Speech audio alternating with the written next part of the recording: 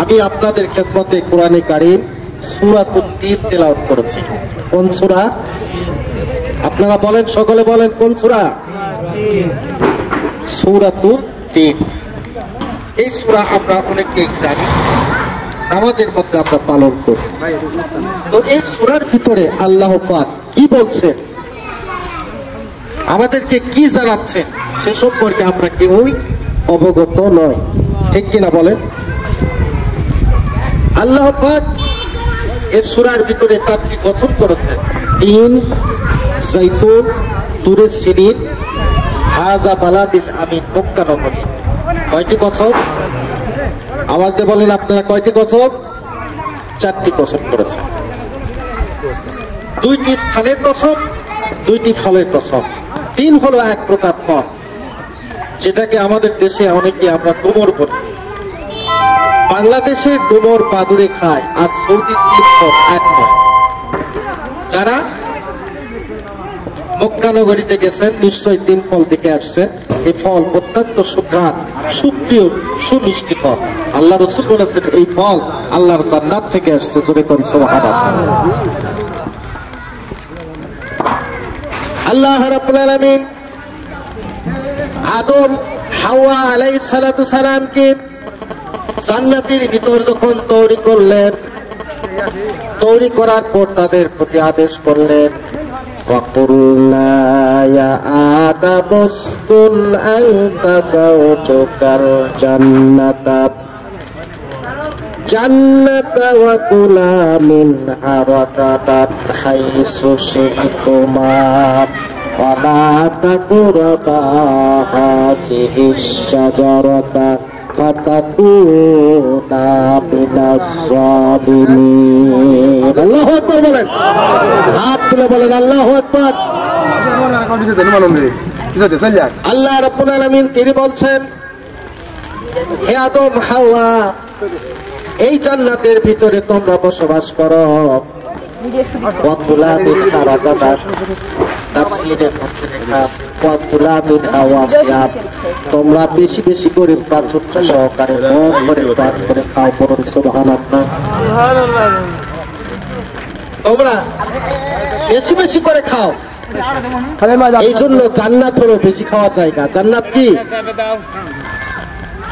কথা কি আপনারা বুঝতেছেন না? জান্নাত কি? বেশি খাওয়ার জায়গা। আর কম খাওয়ার জায়গা কোনটা? দুনিয়া। কিন্তু আমরা উল্টা করি, দুনিয়াতেই বেশি খাই, ঠিক কিনা বলেন? সে আবার নিজের বাড়িতে নয়, পরার বাড়িতে গিয়ে দাওয়াত খেতে বেশি খায়। সল্টু মিয়া দাওয়াত খেতে গেছেন, জিজ্ঞাসা করা হলো কেমন খেলে, বলে পেট তো ভালো নয়, তবু কেমন খেলে? বলে 18টা রোস্ট, 12টা ব্রোস্ট, 7 প্লেট বিরিয়ানি, 6 বাটি বোরহানি, 7 দিনের খাবার, 500 টাকা দিয়ে খেয়ে ওষুধ করে আসছে, ঠিক কিনা বলে? দুনিয়া হলো কম খাওয়ার জায়গা, আর বেশি খাওয়ার জায়গা কোনটা? আল্লাহর জান্নাত। সেখানে যাবেন, পেট ভরে খাবেন, আপনার পেট খারাপ হবে না, হাই প্রেশার হবে না, ডায়াবেটিস হবে না, শুধু ঢিকুর উঠবে, সব শেষ। সুবহানাল্লাহ। হযরত আদম আলাইহিস সালাম, মা হাওয়া আলাইহিস সালামকে আল্লাহ জান্নাতের ভিতরে বসবাস করতে বললেন, আর বেশি করে খাওয়ার কথা বললেন, আর বললেন ওয়ালা তাকরাবা হাযিহিশ শাজারাতা ফাতাকুনা মিনাজ জালিমিন। সুবহানাল্লাহ। খবরদার তোমরা ওই গ্রীকের কাছে কোনো যাইবা না, ওই গাছের নিকটে তোমরা যাইবা না। এই ঘটনা আপনারা জানেন, কিন্তু আমি 3 ফলকে বোঝানোর জন্য এই কথাগুলি আমাকে বলতে হবে। কোন ফলকে? 3 ফলকে বোঝানোর। শয়তানের প্ররোচনায় পড়ে মা হাওয়া আলাইহিস সালাম গন্ধম খাইলেন, পরিশেষে আদম আলাইহিস সালামকে বুঝিয়ে সুঝিয়ে তাকেও গন্ধম খাওয়ালেন, ঠিক কিনা বলেন? আদম আলাইহিস সালাম মা হাওয়াকে বললেন, কি ব্যাপার, আল্লাহ তো ওই গাছের কি করে যাওয়ার জন্য নিষেধ করছে, তো তুমি ওই গাছের ফল নিয়ে আসছো? মা হাওয়া আলাইহিস সালাম বললেন, হ্যাঁ আল্লাহ তো ঠিকই কইছে, ওই গাছের কাছে যাওয়া নিষেধ করছে, কিন্তু তুমি তো যাও নাই, আমি নিয়ে আসছি, তুমি খাও। এই যে স্বামী স্ত্রীর প্রতি দুর্বল, দুনিয়াতে এটা নতুন করে কিছু না, এটা দেশ থেকে আসছে, ঠিক কিনা বলেন? স্বামী স্ত্রীর প্রতি দুর্বল, এটা দুনিয়াতেই নয়, দেশ থেকে আসছে। সেই জন্য আমরা আমাদের ভাষায় বলে থাকি, অধিকাংশ স্বামী গুণী তাদের স্ত্রীকে দেখে ভয় পায়, ঠিক কিনা বলেন? অধিকাংশ স্ত্রীকে দেখে স্বামীকে ভয় পায়। মা বোনেরা আছেন কিনা জানি না, তাই এই ভয় পাওয়ার সুযোগ নিয়ে মা বোনেরা স্বামীর সঙ্গে খারাপ ব্যবহার করবেন তা হবে না। স্বামী আপনাদের অমূল্য সম্পদ। তার মান কতটুকু? মুসনাদে আহমদ বিন হাম্বল হাদিস রওয়ায়াত করেছেন, আল্লাহ রাসূল বলেছেন, লাউ আমারতু আহাদান আইয়াসজুদা লিআহাদিন লা আমারতুল মারাতান আন তাসজুদা লিজাওজিহা। পৃথিবীতে যদি আল্লাহর পরে কাউকে সেজদা করার অনুমতি থাকতো, দুনিয়ার যত নারীগুলো আছে তাদের আপন স্বামীকে সেজদা করার অনুমতি পাত।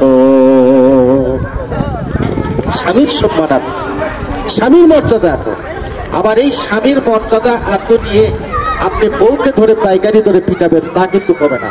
কি ঠিক না মিথ্যা? আমাদের দেশে নারী নির্যাতনের কেস অনেক বেশি। পান থেকে চলে গেলে এদেশের মানুষ বউ তালাক করে, ঠিক না মিথ্যা? হুজুরের পাশে দৌড়ায় বউ তালাক করার পরে, যে এই বউ কেমনে করে পায়। ডালে মশলা কম, তরকারিতে ঝাল বেশি, স্ত্রীর উপরে অত্যাচার নির্যাতন করি তা। স্ত্রীকে ভালোবাসা আল্লাহ রাসূল বলেছেন আশিক উম্মতের কাজ। সুবহানাল্লাহ বলেন। আল্লাহর হাবিব বলেছেন, মা আকরামান নিসা ইল্লা কারীম ওয়া মা আহানাহা ইল্লা লাইব। সৎ চরিত্রবান সুশিক্ষিত পরম সহিষ্ণু যে ব্যক্তি, সেই ব্যক্তি আপন স্ত্রীকে মর্যাদা দিয়া সম্মান দিয়া কথা বলে।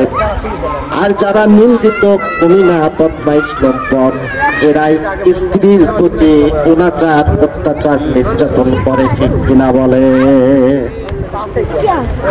সুতরাং স্বামীর কিছু হক স্ত্রীর উপরে আছে, স্ত্রীর কিছু হক স্বামীর উপরে আছে। দুইজনের হুকুম যদি পালন করে সঠিকভাবে, সেই ঘরটা আল্লাহর বেহেশতের বাগিচা হয়ে যাবে। সুবহানাল্লাহ। বলছিলাম তিন ফল বোঝানোর জন্য করে বা হাওয়া আলাইহিস সালাম, বাবা আদম আলাইহিস সালাম গন্ধম খাইলেন। খাওয়ার পরে কি হলো? আল্লাহ রাব্বুল আলামিন বলেন, ফাকালা মিনহা ফাবাদাত লাহুমা সাওআতুহুমা ওয়া তাফিকা ইয়াকসিফানি আলাইহিমা মিন ওয়ারাকিল জান্নাত। যখন তারা গন্ধম খাইলেন, খাওয়ার সঙ্গে সঙ্গে জান্নাতের পোশাকগুলি তাদের শরীর থেকে খুলে পড়ল, শরীর থেকে জান্নাতের পোশাকগুলি ঝরে গেল। একে অপরে উলঙ্গ হলেন, একজন আরেকজনের ইজ্জতকে দেখতে পেলেন। এই বিব্রতকর অবস্থায় তারা কোনো পথ না পেয়ে তখন কি করলেন? তিন গাছের পাতা ছিঁড়ে তখন তাদের আপন লজ্জায় স্থানকে ঢাকে রাখলেন। জোরে কোন সুবহানাল্লাহ। কোন গাছের পাতা?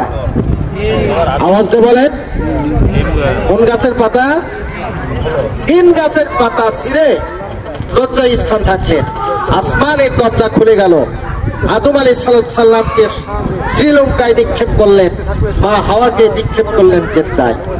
দুনিয়ার প্রথম মানব আর মানবী সাথে নিয়ে আসলেন কি সাথে করে নিয়ে আসলেন? তিন গাছের পাতা। সেই তিন গাছের পাতা দিয়া তাদের লজ্জায় স্থান ঢেকে রাখলেন। আল্লাহ পাক কোরআনে কারিমের ভিতরে সেই তিন গাছের ফলের কসম করতেছে। জোরে জোরে আওয়াজ দিয়ে পড়েন সুবহানাল্লাহ। এরপরে আল্লাহ কসম করতেছেন জৈতুনের। জৈতুন এক প্রকার ফল, যেটাকে আমরা অনেকে ওলি জলপাই করি, কিন্তু সৌদির জৈতুন আর বাংলাদেশের জলপাই এক না, পার্থক্য আছে। সুবহানাল্লাহ। আবার একবার প্রোগ্রাম হয়েছিল সৌদি মদিনা শরীফ থেকে 700 কিলোমিটার দূরে তাবুক। সেই তাবুকের যুদ্ধে আল্লাহ রাসূল গিয়েছিলেন। সুবহানাল্লাহ। একবারে ইরাকের বর্ডার, সেখানে আমার এক প্রোগ্রাম ছিল। তো আমি সেখানে গেলাম, আমাদের দেশীয় ভাই যারা, তারা আমাকে বললেন, হুজুর আপনি কি জৈতুন ফল দেখছেন? তো তখন আমি জৈতুন ফল দেখি। তা বললাম আমাকে দেখাও। পাহাড়ের উপরে নিয়ে গেলেন, দেখলাম পাহাড়ের উপরে জৈতুন ফল জৈতুনের গাছে ধরে আছে। সুবহানাল্লাহ। কিছু ফল দিলেন এবং কিছু তেল দিলেন, আমি নিয়ে আসছিলাম। আল্লাহ পাক এই জৈতুনের কসম কোরআনে কারিমের মধ্যে পড়ছেন, জোরে জোরে পড়েন সুবহানাল্লাহ। 3 নাম্বার কসম করছেন তুরে সিনিন, তুর পাহাড়ের কসম। কোন পাহাড়ের কসম? তুর পাহাড়ের কসম। তুর পাহাড়কে সিনিন বলা হয়, আর তার মানে পবিত্রময় উপত্যকা। আওয়াজ দেখুন সুবহানাল্লাহ। আরবিতে পাহাড় হলো 2 প্রকার। কয় প্রকার? একটা হলো জাবাল, আরেকটা হলো তুর। তুর কাকে বলে? যেই পাহাড়ে অসংখ্য অগণিত গাছে গাছ ভরা পাহাড়, সেই পাহাড়কে আরবিতে বলা হয় তুর। আর যেই পাহাড় বালি আর পাথরে জমানো, সেটাকে আরবিতে বলা হয় জাবাল। আরবিতে কি বলা হয়? আল্লাহ পাক তুর পাহাড়ের কসম করেছেন। আবার আল্লাহ কোরআনে তুর পাহাড়কে আরেক জায়গায় সাইনা বলেছেন। যেমন আল্লাহ বলছেন, ওয়াশাজারাতু তাখরুজু মিন তিনি ওয়াসাইনা আনতাম তানবুতু বিত্তুহুনি ওয়াসবিগিল লিল আকিদিন। আল্লাহু আকবার। আর তোমরা সেই গাছে তেল ব্যবহার করো এবং সেই ফলকে খাদ্য হিসাবে গ্রহণ করো। জোরে কোন সুবহানাল্লাহ। পৃথিবীতে অনেক পাহাড় আছে, কিন্তু আল্লাহ পাক তুর পাহাড়ের কসম কেন করলেন? কি বোঝার বিষয় না? তুর পাহাড়ের কসম কেন করলেন?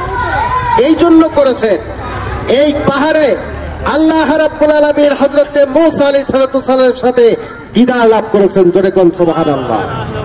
এই পাহাড়ে আল্লাহর পক্ষ থেকে মূসা আলাইহিস সালামের উপরে তাওরাত কিতাব নাযিল করেছেন। এই পাহাড়ে আল্লাহ নূরের তাজাল্লি এই পাহাড়ের উপর করেছেন, যার জন্য এই পাহাড়ের মর্যাদা বেড়ে গেছে। আল্লাহ পাক তুর পাহাড়ের কসম করেছেন। জোরে কোন সুবহানাল্লাহ। কোরআন শরীফের সূরা তাহাতে আছে, হযরতে মূসা আলাইহিস সালামের বাড়ি হলো মিশর, আর শ্বশুর বাড়ি হলো মাদাইন। শ্বশুর বাড়ি কোথায়? মূসা আলাইহিস সালামের শ্বশুর যিনি, তিনি হলেন হযরত শুআয়ব আলাইহিস সালাম। তিনিও আল্লাহর নবী, মূসা আলাইহিস সালামও আল্লাহর নবী। জোরে কোন সুবহানাল্লাহ। কি আপনারা কথা বুঝতেছেন? দেখেন, শ্বশুরও আল্লাহর নবী, জামাইও আল্লাহর নবী। বড় কথা হলো যে মূসা আলাইহিস সালাম 8 বছর পর্যন্ত শ্বশুর বাড়ি ঘর জামাই ছিলেন। কয় বছর? আমাদের দেশেও তো ঘর জামাই আছে না নাই? অনেকেই থাকে, কিন্তু ঘর জামাই থাকা ব্যক্তিগত হিসাবে গোয়াল ঘরের বলদ পোষা যেরকম ঘর জামাই থাকা ওই রকম। অনেকেই আবার বলে যে হুজুর, ঘর জামাই থাকার মজা তো আপনি বুঝতে পারবেন না, কারণ শ্বশুর বাড়ি যাও রে, বদুর হাড়ি খাও রে, 2-4 দিন পরে কি ছাটার বাড়ি খাও রে। আপনারা ছাটা টাটা দিয়ে জামাই সম্মান করেন নাকি? আপনারা নদীকুলের মানুষ, মনপুরের মানুষ, এদিক নাই না? আল্লাহু আকবার পড়েন, আল্লাহু আকবার। আল্লাহর পয়গম্বর মূসা আলাইহিস সালাম শ্বশুর বাড়ি থেকে 8 বছর পরে স্ত্রীকে সাথে করে এবার মিশরে প্রবেশ করলেন। গভীর রাত, কালো নিকুশ রাত, ঠান্ডার ভিতরে তার স্ত্রীর সম্ভবত সন্তান প্রসব হবে। এমন অবস্থায় এই ঠান্ডার মধ্যে আগুনের দরকার। তারা আগুন খুঁজতে লাগলেন। আল্লাহ নবী নিজে আগুন খুঁজতে লাগলেন। আগুন খুঁজতে খুঁজতে এই তুর পাহাড়ের দিকে যখন তার নজর পড়ার সাথে সাথে লক্ষ্য করে দেখছেন সেখানে আগুনের মতো কি যেন জ্বলতেছে। জোরে কোন সুবহানাল্লাহ।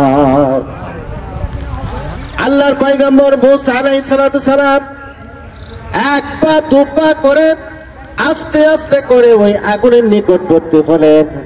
তখন আগুনের ভিতর থেকে জবাব আসতেছে, ফালাম্মা আতাকা ইয়া মূসা ইন্নী আনা রাব্বুকা ফাত্তালাই।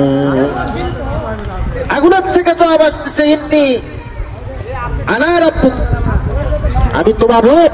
সুবহানাল্লাহ পড়ে। আর ভিতর থেকে আওয়াজ আসছে, আগুনের ভিতর থেকে আওয়াজ আসছে, আমি তোমার রব। থাকলেও না নাই, তোমার পায়ের স্যান্ডেল খোলো, পায়ের স্যান্ডেল খুলে তুমি আমার নিকটে আসো। সুবহানাল্লাহ। ইন্নাকা ওয়াবিল ওয়া মুকাদ্দাসে তোয়া, নিঃসন্দেহে এটা পবিত্র বরকতপূর্ণ একটা উপত্যকা, যেখানে তুমি তাকে আছো।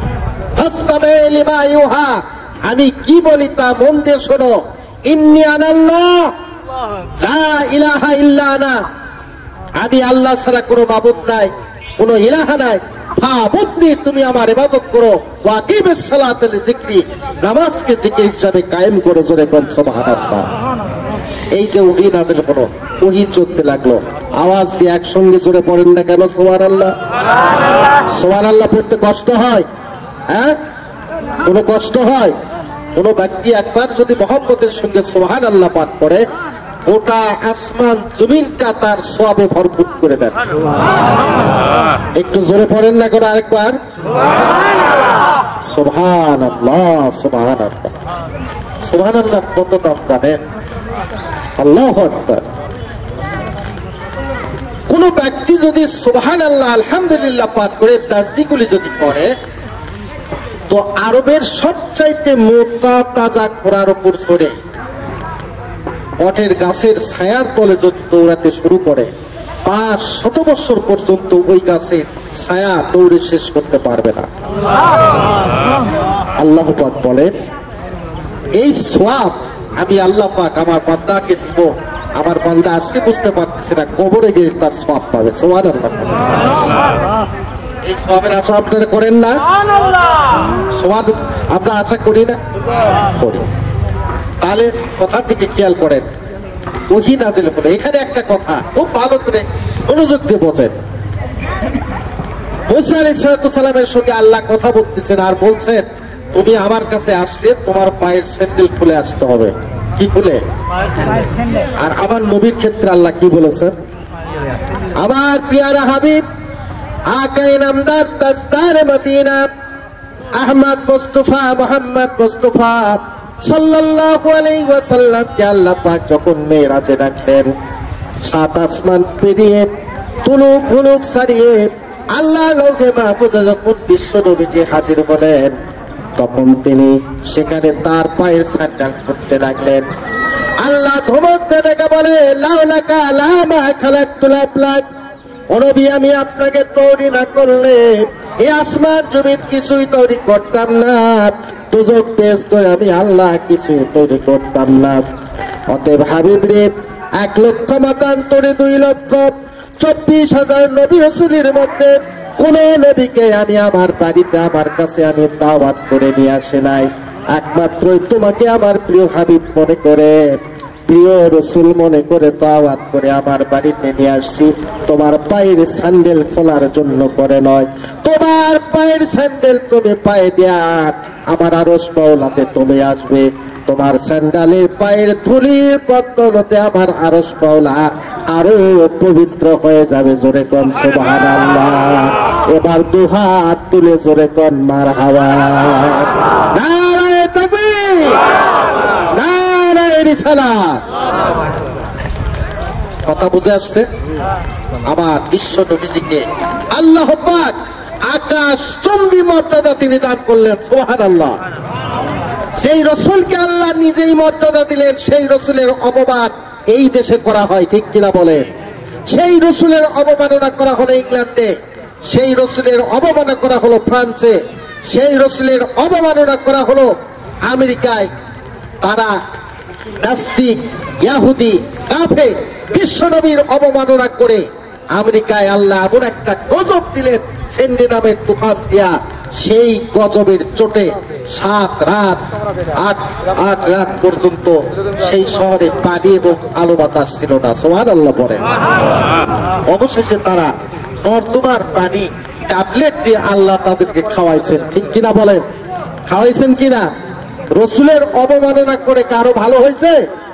রসুলের অবমাননা অসম্মান করে কারো ভালো হয়েছে? আজকে আমার দেশে বিশ্বনবী মুহাম্মদ রাসূলুল্লাহ সাল্লাল্লাহু আলাইহি সাল্লামের অবমাননা করা হয়। নবীর আওলাদ রাসূল যারা, উলামায়ে হক যারা, তাদের ঘাড়কে ভেঙে দেওয়া, চুরমুচার করে দেওয়ার কথা বলা হয়, ঠিক কিনা বলে? সাক্ষাৎ আল্লাহর নবীর রাসূলের ওয়ারিস যারা, উলামায়ে ওয়ারিসাতুল আম্বিয়া যারা, আল্লাহর ওলি যারা, উলামায়ে হক যারা, তাদের ঘাড় এত নরম না। তোমার হাত যখন তাদের ঘাড়ে আসবে, ঘাড়ে আসার আগে আল্লাহ পাক তোমার হাতকে চুরমুচার করে ভেঙে দেবে, ঠিক কিনা বলে? সুতরাং ভাইরা আমার, বন্ধুরা আমার, আল্লাহ রাব্বুল আলামিন নিজেই তার হাবিবকে এই সম্মান দান করলেন আকাশচুম্বী, আর আমরা উম্মতে মুহাম্মাদি ওই রাসূলের অবমাননা করি, ঠিক কিনা বলেন? কথা বলতেছিলাম, ওহী চলতেছিল মুসা আলাইহিস সালামের উপরে। কার উপরে? আওয়াজ দেখুন, কার উপরে? যখন ওহী আসতো মুসা আলাইহিস সালাম তিনি তুর পাহাড়ে চলে যেতেন। কোথায় যেতেন? ওহী যখন আসতো মুসা আলাইহিস সালাম তুর পাহাড়ে চলে যেতেন। আর আমার নবীর ক্ষেত্রে কি? আমার রাসূল যেখানে আল্লাহর কোরআনের ওহী সেখানে, জোরে কোন সুবহানাল্লাহ। রাসূল দাঁড়িয়ে গেছেন বদরের প্রান্তরে, কোরআন সেখানেই নাযিল হয়েছে। রাসূল গেছেন উহুদের ময়দানে, কোরআন সেখানেই নাযিল হয়েছে। রাসূল গেছেন সাফা মারওয়া পাহাড়ে, কোরআন সেখানেই নাযিল হয়েছে। রাসূল গিয়েছেন মিনায় মুজদালিফায়, কোরআন সেখানেই নাযিল হয়েছে। রাসূল গিয়েছেন মসজিদুল কিবলাতাইনে, কোরআন সেখানেই নাযিল হয়েছে, ঠিক কিনা বলে? আমার রাসূল যেখানে, কোরআন সেখানে। আওয়াজ দিয়ে জোরে কোন সুবহানাল্লাহ।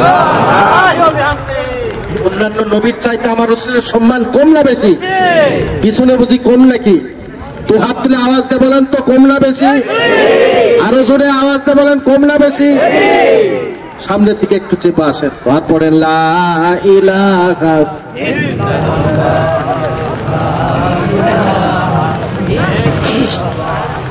লা ইলাহা। আসেন সামনের দিকে চেপে আসেন, পিছনের ভাই যারা আসবেন ওনারা পিছনে বসবেন। লা ইলাহা লা ইলাহা লা ইলাহা ইল্লাল্লাহু মুহাম্মাদুর রাসূলুল্লাহ সাল্লাল্লাহু। আর আমার রাসূল যেখানে, ওহী সেখানে, কোরআন সেখানে। সুবহানাল্লাহ। মসজিদে কিবলাতাইনে আমার নবীজি নামাজ পড়তেছে। নামাজের সময় তার মনের কিউরিসিটি জাগে, মুখে বলেন নাই, মনের কিউরিসিটি অন্তর থেকে জেগে উঠলো। তখন তো ছিল কিবলা বাইতুল মুকাদ্দাস। তিনি তখন মনে মনে ভাবছিলেন, আল্লাহ, এই বাইতুল মুকাদ্দাস কিবলা না হয়ে যদি হারাম শরীফ আমার বাড়ির কাছে পবিত্র মসজিদ যদি কিবলা হতো। রাসূল মুখে বলেন নাই, মনে মনে অনুসরণ করাতে আল্লাহ সাথে সাথে কি বললেন?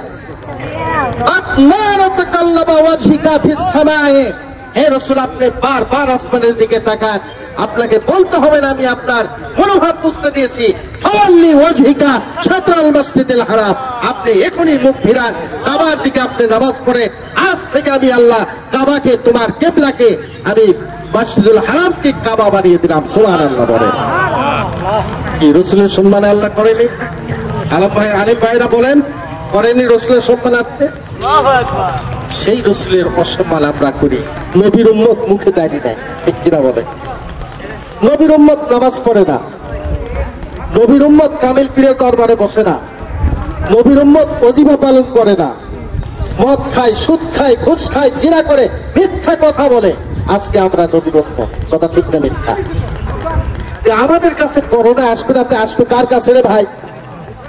যে দেশের মানুষ নামাজও পড়ে সুদ খায়, যে দেশের মানুষ নামাজও পড়ে মিথ্যা কথা বলে, যে দেশের মানুষ ওজনে কম দেয়, খাদ্যে ভেজাল দেয়, পরের মাল লুণ্ঠন করে, জিনা ব্যভিচার করে, মিথ্যে কথা বলে, সেই দেশের মানুষকেই তো করোনায় ধরবে।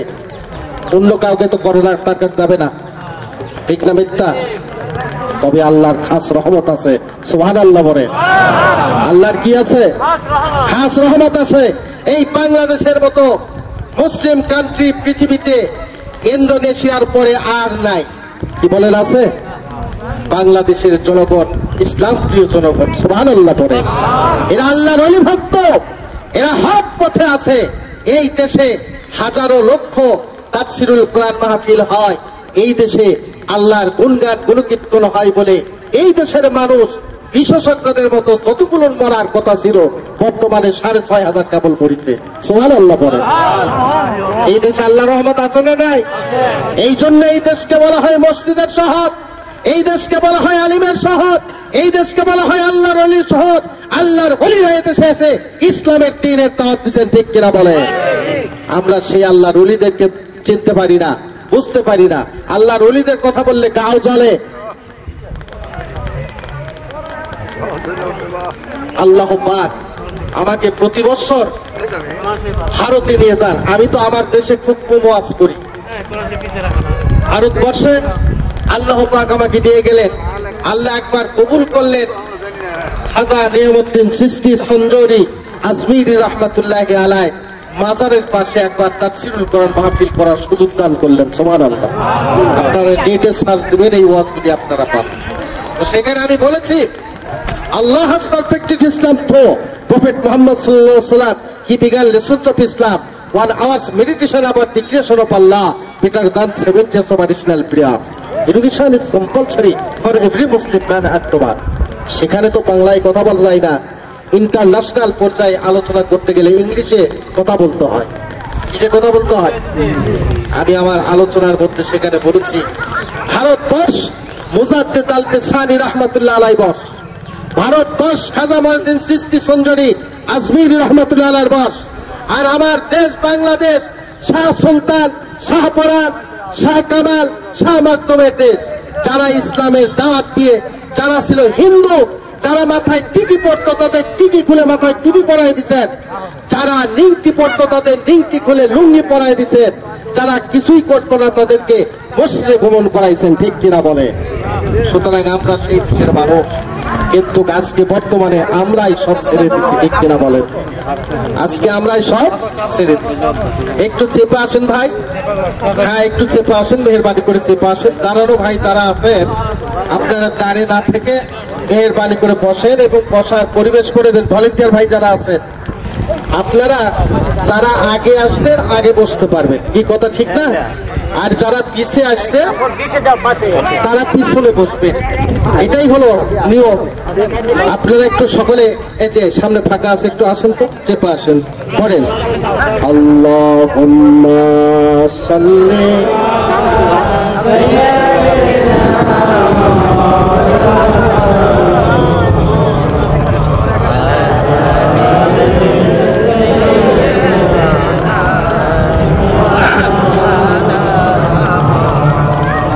জোরে জোরে পড়েন আল্লাহুম্মা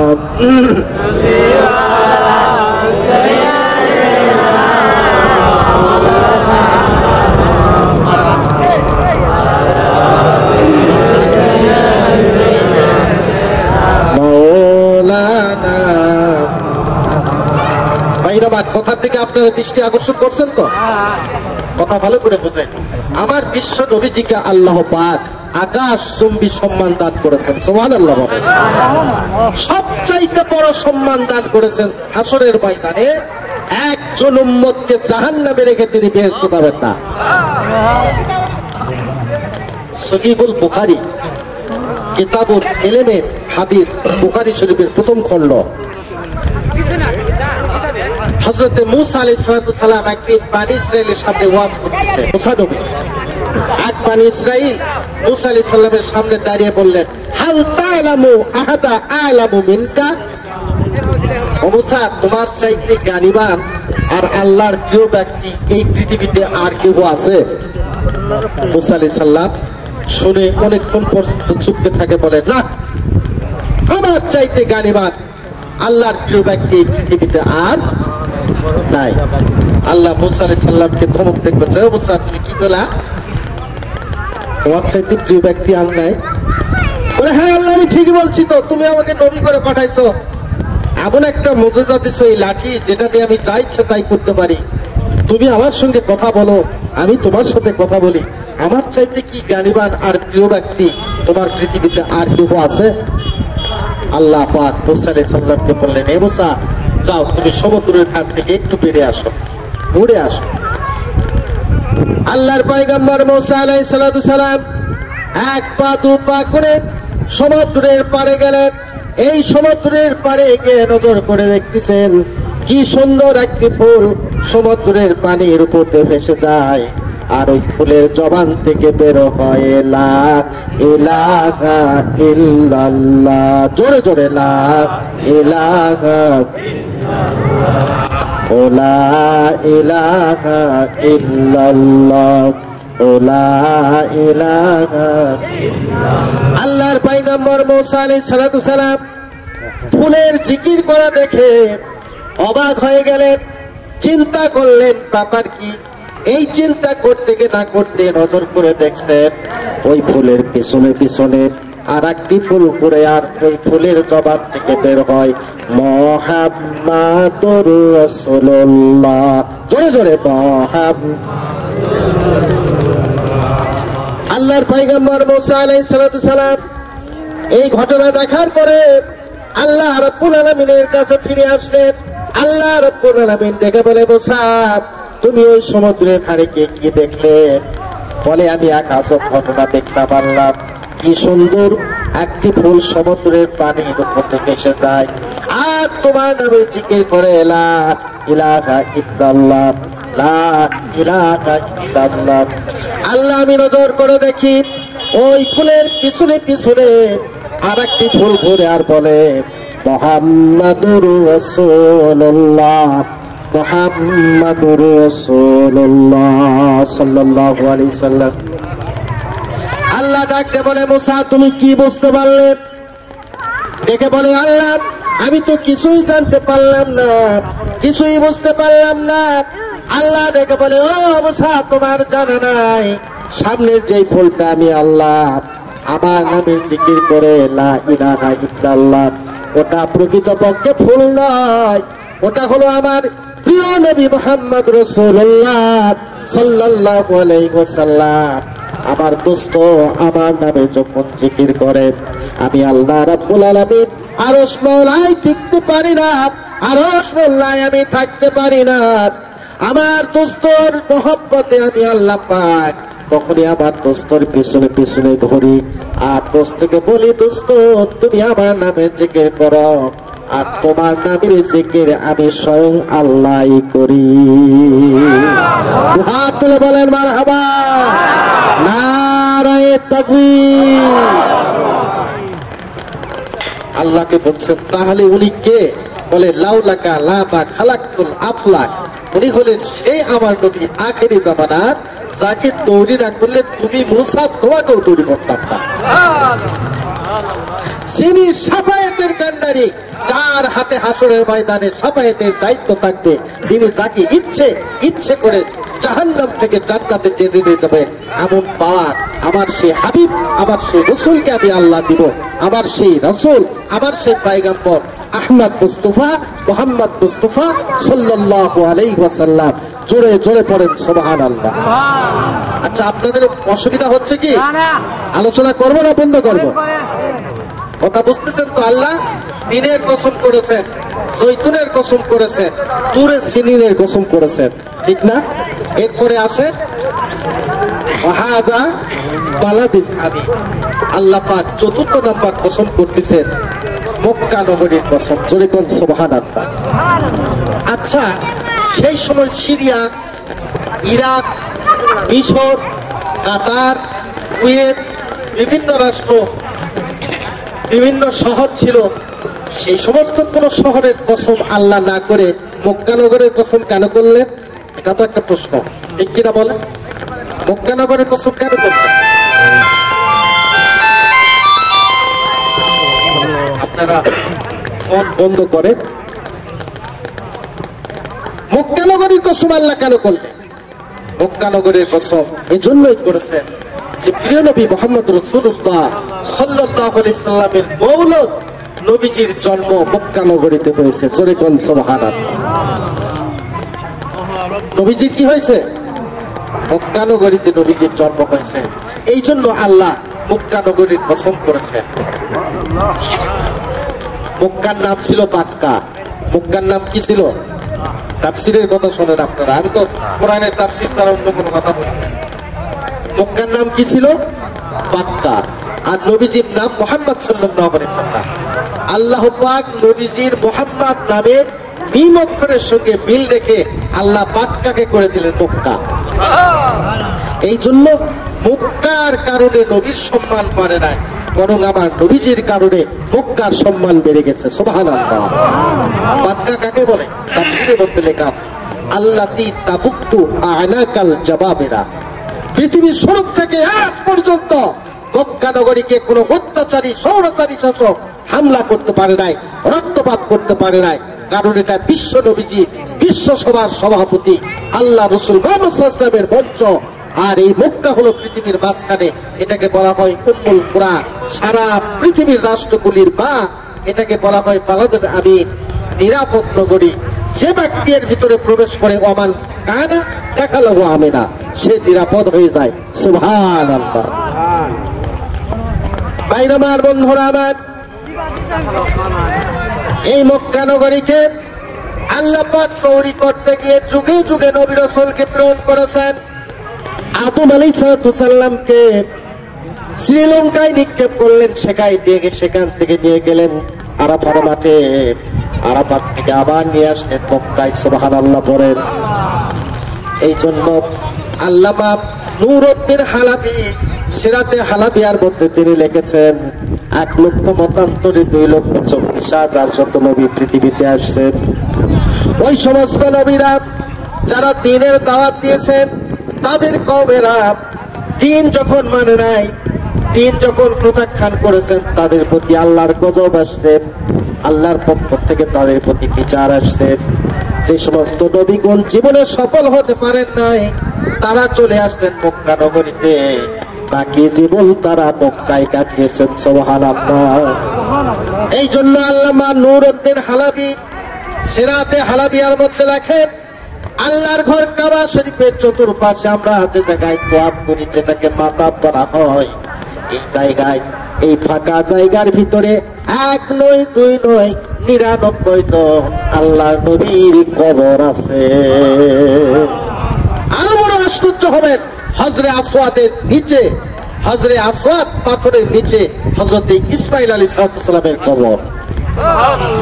সুবহানাল্লাহ বললেন না আপনারা? সুবহানাল্লাহ ঠেলে চলে যায়, আপনাদের মুখ থেকে সুবহানাল্লাহ বাড়াই না।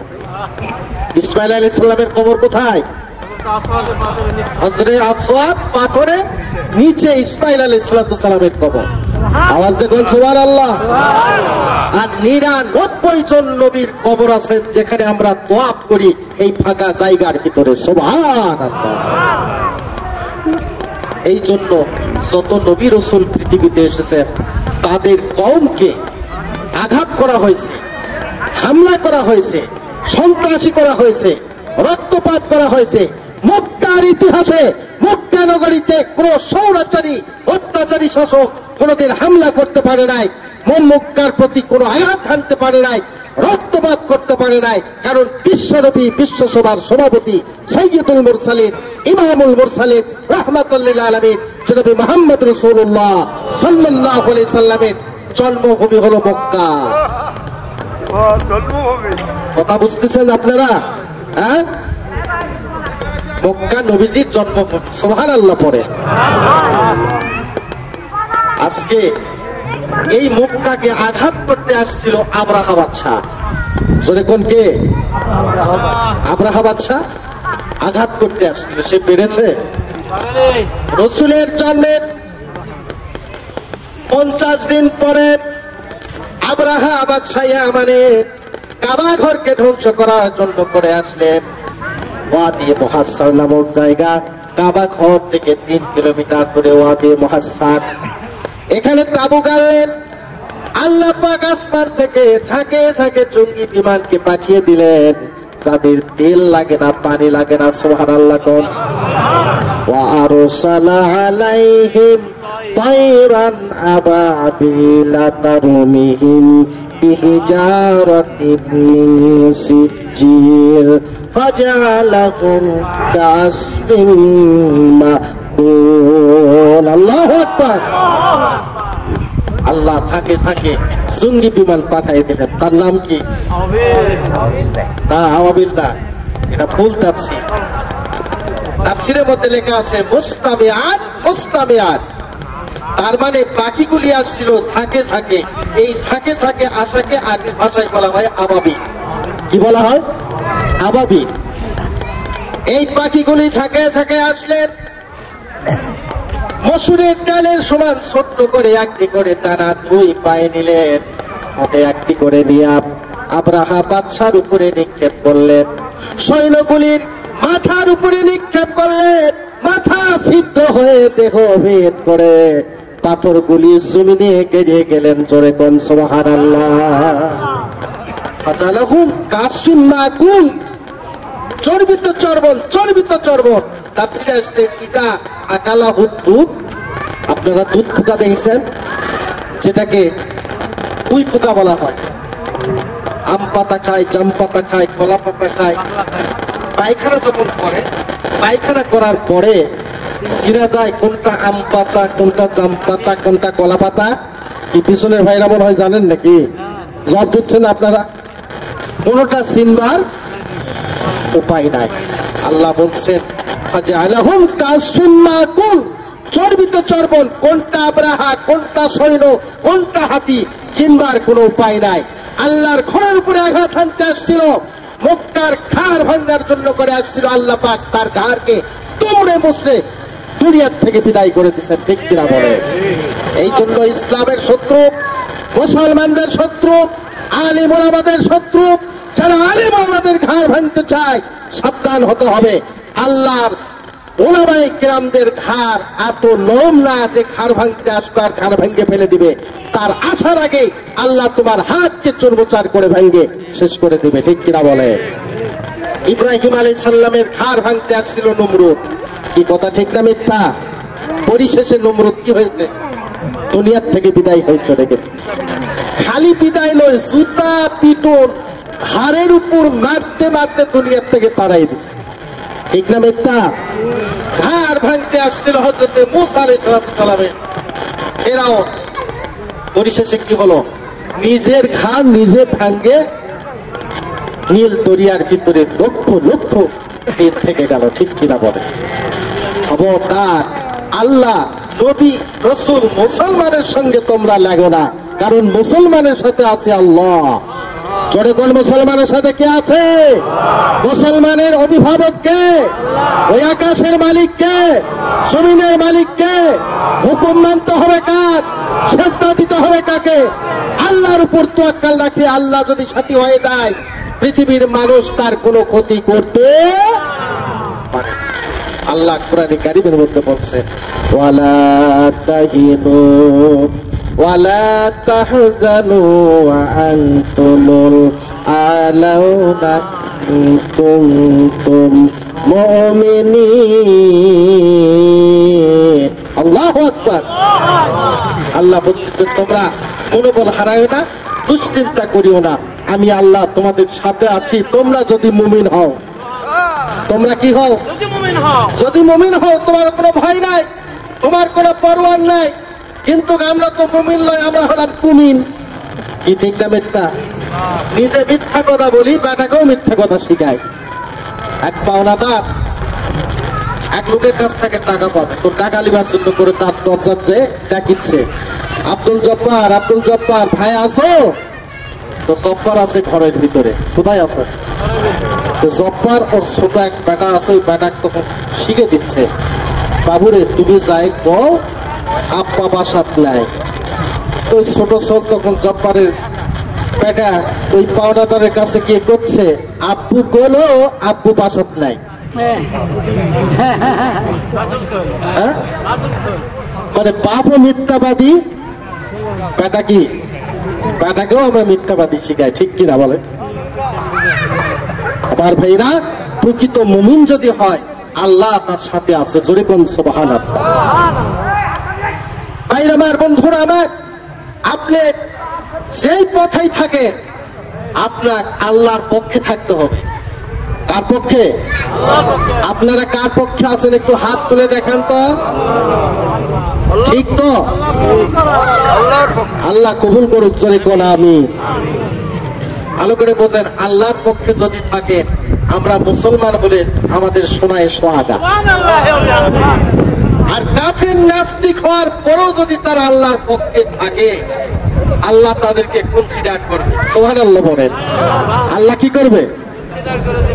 প্রমাণ প্রমাণ সহিহুল বুখারী কিতাবুল নিকাহ তালিকান মুআল্লাক হাদিস 766 পাতায় এই হাদিস লেখা আছে। আবুল আহাব যখন ইন্তিকাল করলেন, তার কওমের লোকেরা আবুল আহাবকে স্বপ্নে দেখলো। কাকে দেখলো? আবুল আহাবকে স্বপ্নে দেখলো। তো যারা স্বপ্ন দেখলেন তাদের মধ্যে সর্বপ্রথম যিনি স্বপ্ন দেখেছিলেন তার নাম হলো হযরতে আব্বাস রাদিয়াল্লাহু তাআলা। জোরে বলেন সুবহানাল্লাহ। আব্বাস রাদিয়াল্লাহু তাআলা তিনি বলছেন, রাআইতু আবা লাহাবিন ফিল মানাম, আমি আবু লাহাবকে স্বপ্ন দেখলাম। ফাকুলতু মাহাররাকু ইয়া আবা লাহাব, আমি তাকে জিজ্ঞাসা করলাম, ভাই আবু লাহাব, তোমার ইন্তিকালের পরে তুমি কেমন আছো? আবু লাহাব তাকে বলে, ভাই আব্বাস, আমার ইন্তিকালের পরে আমি মুহাম্মাদের রিসালাতের প্রতি বিশ্বাস করি নাই, মুহাম্মাদের প্রতি ঈমান আনি নাই। ঈমান না আনার কারণে আমার কবরে ভীষণ জ্বলন্ত আযাব হচ্ছে। ওয়ালাকিন্নাল্লাহ ইউকাফিফ আন্নিল আযাবি ফি কুল্লি ইয়াউমিন ইসনাইন, কিন্তু যেদিন মুহাম্মদ দুনিয়ায় ভূমিষ্ঠ হয় আর এই খবর যখন আমার দাসী আমাকে যখন দিলেন, আমি খুশিতে আত্মসজ্জিত হইয়া আমার দাসী সোহাইবাকে আমি আজাদ করে দিয়েছিলাম, নাজাত করে দিয়েছিলাম। আজাদ করে দেওয়ার কারণে ওই সোমবার দিন যেদিন আমার কাছে আসে, সেদিন আল্লাহ রাব্বুল আলামিন আমার আযাবকে কম করে দেয়। আওয়াজ দেখুন সুবহানাল্লাহ। আর আমি যে আঙ্গুল দ্বারাই সোহাইবাকে আমি আজাদ করে দিয়েছিলাম, নাজাত করে দিয়েছিলাম, স্বাধীন করে দিয়েছিলাম, যে আঙ্গুলের ইশারাতে আল্লাহ রাব্বুল আলামিন ওই আঙ্গুলের দ্বারাই আমাকে জান্নাতের সুধা পান করা। ভালো করে কথা বোঝেন। একটা কাত্তা কাফের আবু লাহাব, যার জন্য সূরা লাহাব অবতীর্ণ হলো, আমার নবীর জন্ম কারণে, নবীজির মওলিদের কারণে, নবীজির ভূমিষ্ঠ হওয়ার সম্মানের কারণে, ভালোবাসার কারণে তার কবরের আযাব যদি কনসিডার করেন, আর আমরা মুসলমান ওই নবীর উম্মত, নবীর আশেক মাহবুব যদি আমরা হতে পারি, আমাদের কবরে কি কোনো আযাব হবে? আওয়াজ দিয়ে বলেন, আমাদের কবরে কোনো আযাব হবে? আমাদের কবরে কোনো আযাব হতে পারে না। কিন্তু কাফের যদি হয়, নাস্তিক যদি হয়, মুরতাদ যদি হয়, আল্লাহর পক্ষে যদি থাকে, আল্লাহ তার কবরে কনসিডার করবে। জোরে কোন সুবহানাল্লাহ। আওয়াজ দিয়ে জোরে জোরে পড়েন সুবহানাল্লাহ। যে কথা বলছিলাম, আল্লাহ পাক সূরা ৩-এ ৩ ফলের কসম করেছেন, জৈতুনের কসম করেছেন, তুরে সিনিনের কসম করেছেন, হাজা বালাদিন আমিন মক্কা নগরীর কসম করলেন। কয়টা কসম? আওয়াজ দিয়ে বলেন কয়টা? এখানে বুঝবার বিষয় আছে, খুব দৃষ্টি আকর্ষণ। ৪টি কসম করার পরে আল্লাহ যে কথাটা বলবার চাচ্ছেন সেই কথা হলো, লাকাদ খালাকনাল ইনসানা ফি আহসানি তাকওয়িম, নিঃসন্দেহে কোনো সন্দেহ নাই, আমি মানুষকে সুন্দর রূপ দিয়া অবয়বে তৈরি করেছি। জোরে কোন সুবহানাল্লাহ। এখন জবাবে কসম। এখন কি জবাবের কসম? ভালো করে বোঝেন। আল্লাহ ৪টা কসম করার পরে বলতেছেন, মানুষকে আমি সুন্দর করে তৈরি করেছি। আল্লাহর শ্রেষ্ঠ সৃষ্টি মানুষ, আল্লাহর প্রিয় সৃষ্টি মানুষ, আল্লাহর সুন্দরতম সৃষ্টি মানুষ। জোরে জোরে কোন সুবহানাল্লাহ। মানুষের চাইতে সুন্দর করে পৃথিবীতে আর কোন মাখলুককে আল্লাহ তৈরি করেছেন? পৃথিবীতে মানুষ বাদে যা কিছু আছে আল্লাহ বলেছেন কুন, আর সাথে সাথে ফায়াকুন হয়ে গেছে। সুবহানাল্লাহ বলেন। আর আদমের বডি আল্লাহ নিজ কুদরতি হাত দ্বারাই তৈরি করেছেন। আওয়াজ জোরে কোন সুবহানাল্লাহ। আদম আলাইহিস সালামের বডি আল্লাহ পাক নিজ কুদরতি হাত দ্বারাই তৈরি করেছেন। এই জন্য এই আয়াতে তাফসীর আল্লামা ফখরে রাজি রহমাতুল্লাহি আলাইহি তার তাফসীরে কাবীরের 11তম খণ্ডের মধ্যে লিখেছেন যে আরবের এক বাদশা ছিল, সে নতুন বিয়ে করেছে। বিয়ে করে যখন বাসায় আসছেন, চাঁদের রাত্রে তার স্ত্রীকে সাথে করে বাগান বাড়ি করতেছে। চাঁদের যখন ওই আলো তার স্ত্রীর চেহারাতে পড়লো, তখনই সে বলে উঠলো, লাউলাম তাকুনি আহসানা মিনাল কামার, ওই চাঁদের চাইতে তুমি যদি সুন্দর না হও তাহলে তুমি তালাক। কথা বুঝে আসছে? ধৈর্য হারা হচ্ছেন আপনারা?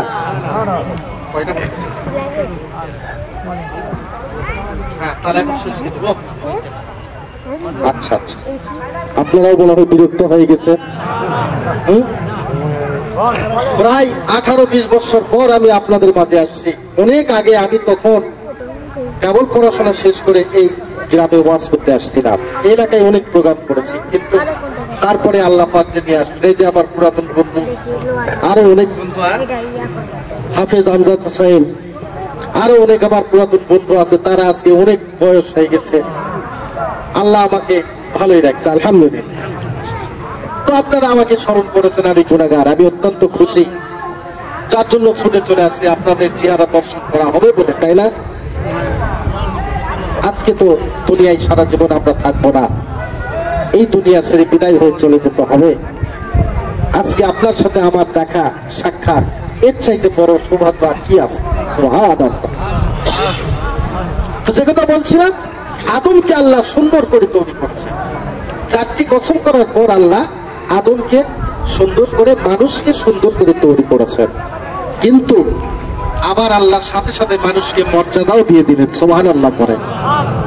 আল্লাহ রাব্বুল আলামিন বলেন, ওয়ালাকাদ কাররামনা বানি আদম, আমি আল্লাহ রাব্বুল আলামিন মানুষকে, আদমকে রেসপেক্ট করে, সম্মান করে, তাকে পদ মর্যাদা দিয়া দুনিয়ায় পাঠিয়েছি। সুবহানাল্লাহ। মানুষের মর্যাদা অন্য কারো আছে? আওয়াজ দিয়ে বলেন। হাতির পিঠে মানুষ বসে, কিন্তু হাতি কোনোদিন মানুষের পিঠে বসছে? পিছনে বুঝি বসতে নাকি? আপনারা আওয়াজ দিচ্ছেন না, বসেনি, তাই না? হাতি কোনোদিন মানুষের উপরে বসেনি, কিন্তু মানুষ হাতির পিঠে বসে।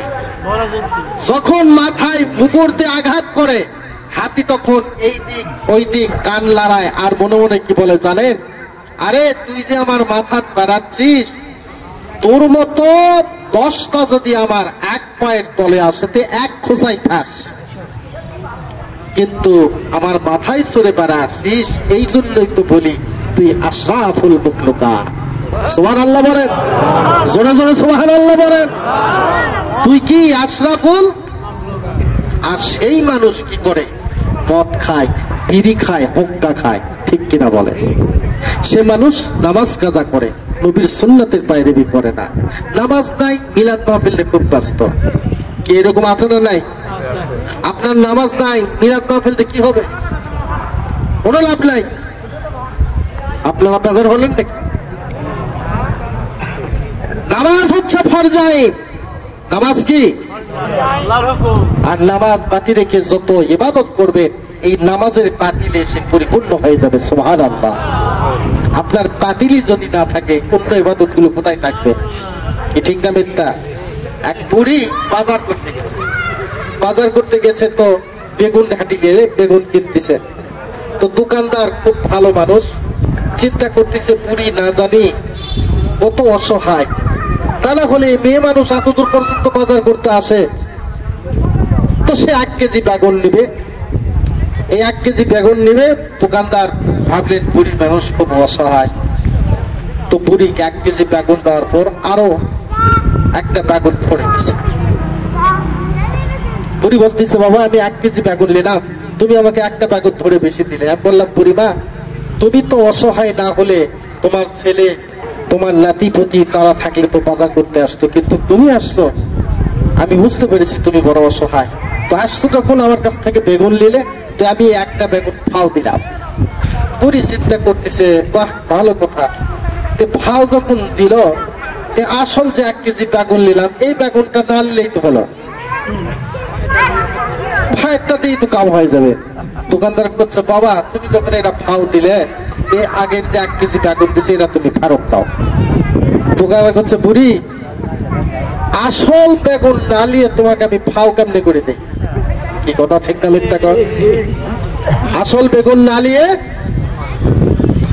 আসল ইবাদত না করে ভাও আপনি কেমনে করে পাবেন?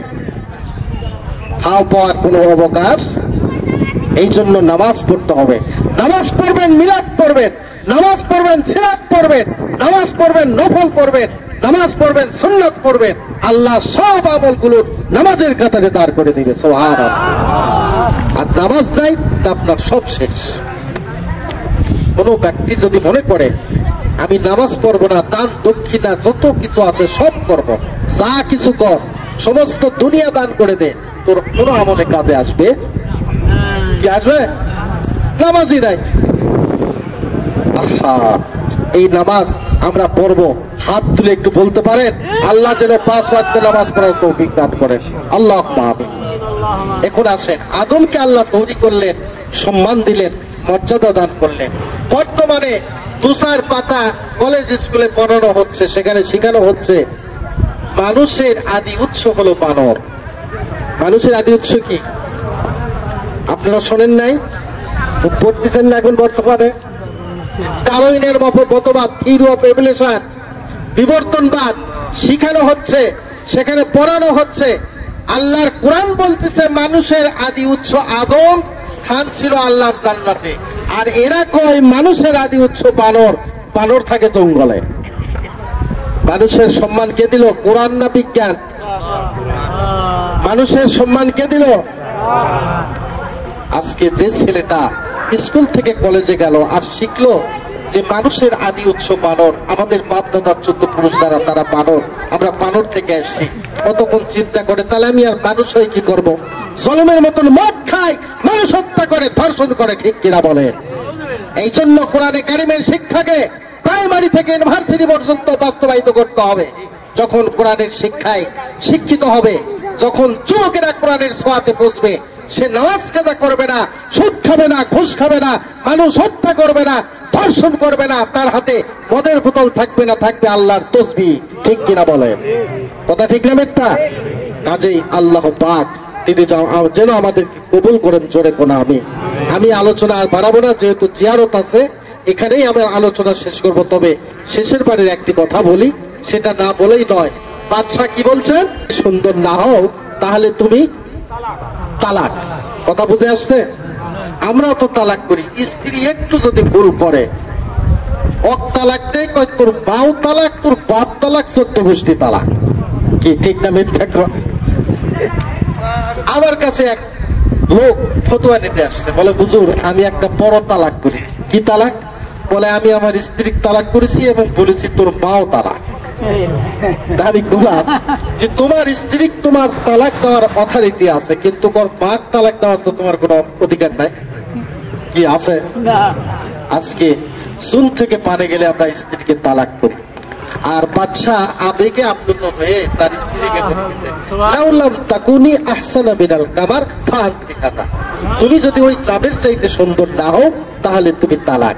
এটা তালাকে শর্ত পালে তালাক হবে।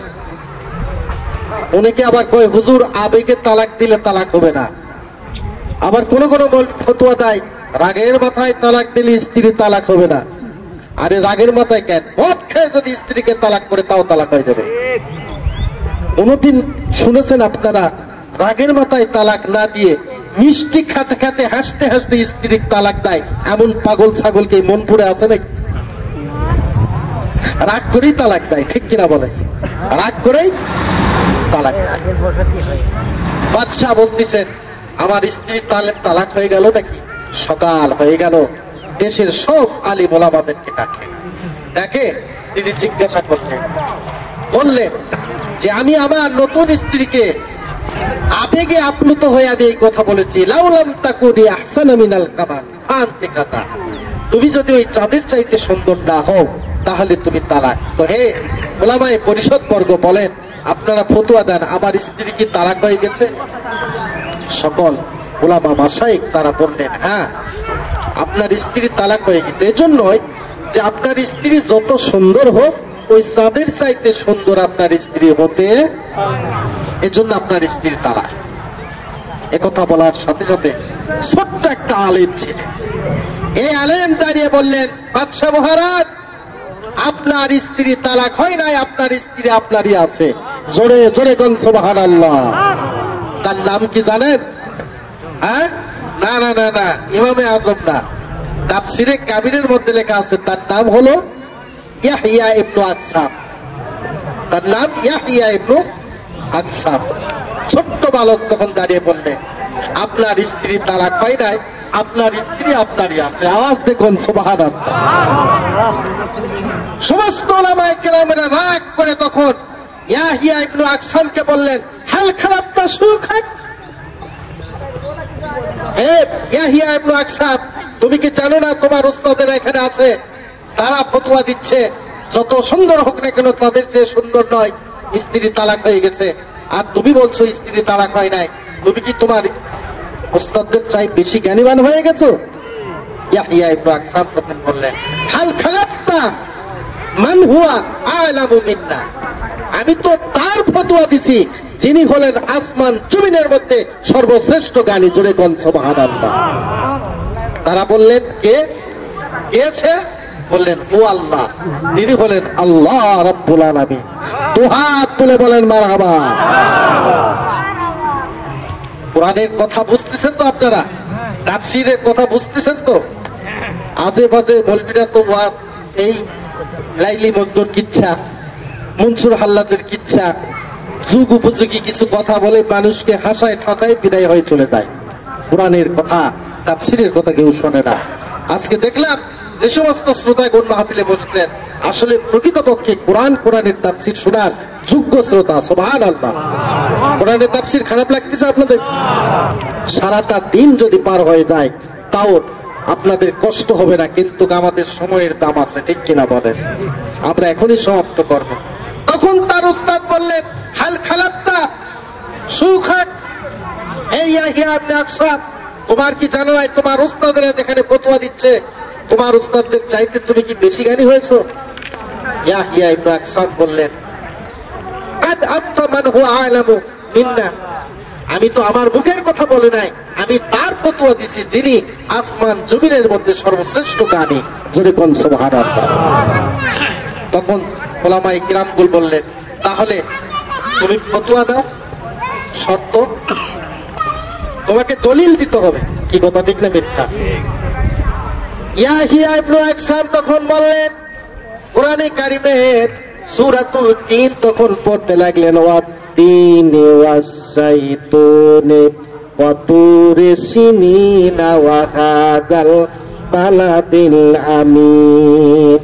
আল্লাহ রাব্বুল আলামিন এখানে চারটি কসম করেছেন, তিন ফলের কসম, জৈতুনের কসম, তুরে সিনিনের কসম, এরপরে পবিত্র মক্কা নগরীর কসম করার পরে আল্লাহ বলছেন, লাকাদ খালাকনাল ইনসানা ফি আহসানি তাকওয়িম। আল্লাহ এখানে প্রথমে লাম তাকিদ দিয়ে আসলেন, তারপরে কাতলিত তাহকিক, আবার লাম তাকিদ, ইসমে তাফজিলের সিগা। আল্লাহ বলেন খালাকনাল ইনসানা ফি আহসানি তাকওয়িম, তার মানে নিঃসন্দেহে কোনো সন্দেহ নাই আল্লাহ রাব্বুল আলামিন মানুষকে অবয় রূপে তৈরি করেছেন। সুবহানাল্লাহ। আল্লাহ নিজে কসম করে বলছেন, ওই চাঁদের চাইতে আপনার স্ত্রী সুন্দর, সূর্যের চাইতে আপনার স্ত্রী সুন্দর, পৃথিবীতে যা কিছু আছে সবার চাইতে মানব জাতিকে আল্লাহ সুন্দর করে পাঠিয়েছেন। সুবহানাল্লাহ।